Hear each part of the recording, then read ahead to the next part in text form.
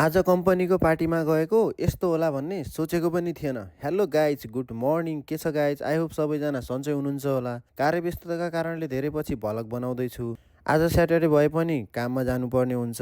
So म केही ढिला नगरी आज खाजामा केरा खजुर लिएँ। त्यसपछि कार्य पोसाकहरू लगाएँ। काममा जाँदा चाहिँ कम्पनीले दिएको ड्रेस नै लगाउनु पर्ने हुन्छ। अनि साथीहरू, तपाईँहरूलाई आज एउटा खुसीको कुरा पनि भन्नेछु एकैछिनमा। अनि 2वटा अन्डा खाइसकेपछि म लागेँ मेकअप गर्नतिर। यो क्रिमले चाहिँ स्क्रिनलाई एकदमै सेभ गर्छ। फाइनल्ली म रेडी भएर लागेँ कम्पनीतिर। खुसीको कुरा चाहिँ के हो भने हामी दुईजनाको चाहिँ प्रमोसन भयो। पहिले चाहिँ हामीले सादा हेलमेट लगाउँथ्यौँ, आजबाट चाहिँ यो रातो लाइन भएको हेलमेट लगाउँछौँ। सो कोरिया आएको 13 महिनामै पदोन्नति हुँदा एकदमै खुसी पनि छु।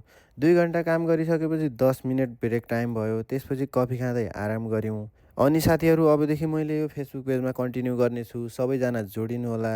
फेरि 2 घन्टा काम गरिसकेपछि खाना खाने टाइम भयो। अनि हामी गयौँ रेस्टुरेन्टतिर। अनि यो चाहिँ हो हाम्रो आजको खानाको परिकार। यो हो समुद्री लेउबाट बनेको सुप, जसलाई कोरियनमा म्यगुक पनि भनिन्छ। अनि म कामबाट हतार हतार आइसकेपछि नुहाएर रेडी हुँदैछु। हाम्रो थिम्जाङ निमले हामीलाई बाहिर कुरिराख्नु भएको छ। अनि हामी दुवैजना थोइगुन गरेर गयौँ। थिम्जाङ निमसँगै हामी 4 जना भएर लाग्यौँ रेस्टुरेन्टतिर। त्यहाँ पुगिसकेपछि हामी ढिला नगरी लाग्यौँ पेट पूजा गर्नतिर।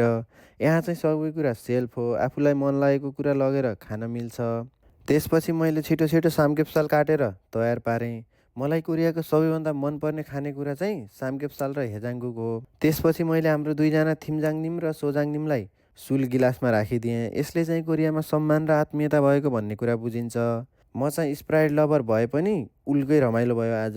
अनि त्यसपछि सोजाङ निमलाई साराङ्गयो भनेको सोजाङ निम त मक्खै पर्नु भएको छ। करिब 3 घन्टा दुःख सुख र माया साटासाट गरिसकेपछि हामी लाग्यौँ रुमतिर। Okay guys, bye by.